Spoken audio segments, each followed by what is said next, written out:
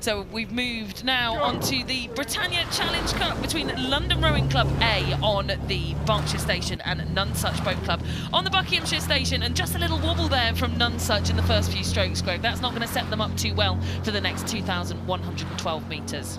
Well, the thing with the Cox 4 is it takes a little bit longer to get up to speed. Got the extra weight of the Cox lying down inside the boat.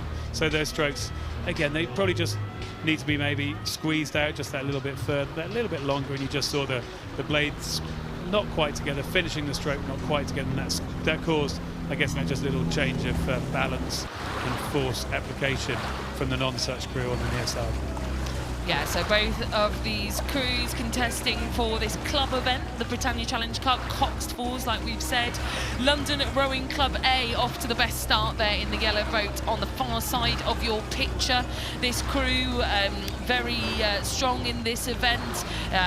Being driven down this course by Cox Rosie Margolis. She's the one with the steering cables, a previous winner of another Coxed Fours event, but this time for students, the Prince Albert Challenge Cup. But look, she's going to have to keep an eye on Nonesuch because they're clawing back here, Greg. Yeah, we've moved right down the course here, through halfway, and yet haven't Nonesuch done well to just really hang into this in that maroon and black quartered all-in-one. They're actually old boys from the University of Bristol. Actually, I was going to say, Nonesuch is actually usually the old boys from Bristol, but this is an open club crew. So they're not necessarily alumni of the university club. They're just all training with Bristol University as part of their open club event. So the steward said, look, you can race as Nonesuch. And look, I mean, the training with Bristol University clearly paying off as they're pulling up right alongside and knocking on the door of London Rowing Club. I think they could be doing more than knocking on the door. They really have come all the way back. And the trouble is, when you've been out the way that this London crew were, you can see the pain on the face now. It's not just hurting physically, it's hurting psychologically, because you thought you were going to have this race run, and now Nonesuch have come right back to them. Yeah, Nonesuch have, after that shaky start, just been patient with the time. Like you say, it can take a little bit of time to get up to speed, to get onto your rhythm. And this crew from Nonesuch here in the stroke seat, Orlando Kitto Lloyd, just 23 years of age, setting that pace there to try and get them back on terms with London.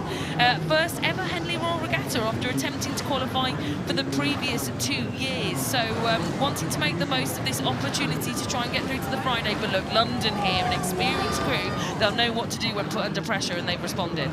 They responded well, the London crew here. They would have, I guess, felt the pressure from the Nonesuch crew. Now they've pressed away here as we're coming in towards the enclosures. I guess a lot of experience.